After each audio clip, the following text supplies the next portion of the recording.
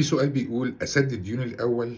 والّا أوفّر للبيت الأول؟ والله هو طبعًا السؤال ده ما ينفعش إن إحنا نجاوب عليه إجابة عامة، ولكن هو القاعدة العامة في الحتّة ديّة بتقول إيه، إن أنا دايمًا أسدد الديون اللي هي بالhigh interest يعني الcredit card طبعًا بتوصل أحيانًا 28 و29% دي لازم تتسدد في الأول، واستنى شوية على الline of credit لإن بيبقى فوايدها 6 أو 7 أو 8% على حسب، كويس؟ ممكن حضرتك تعمل موازنة، إن أنا أسدد الcredit cards بتوعي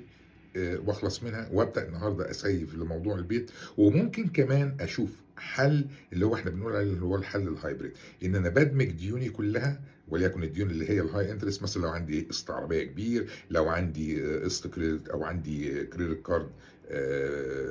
مديونيه بفوائد عاليه، ادمجهم كلهم في مورجج البيت وبالتالي بوزعهم على 30 سنه، فبالتالي ما احسش بيهم. يبقى هنا انا ضربت عصفورين بحجر، اشتريت بيت ودفعت الديون اللي عليا والفلوس اتقسطت على مدة طويلة.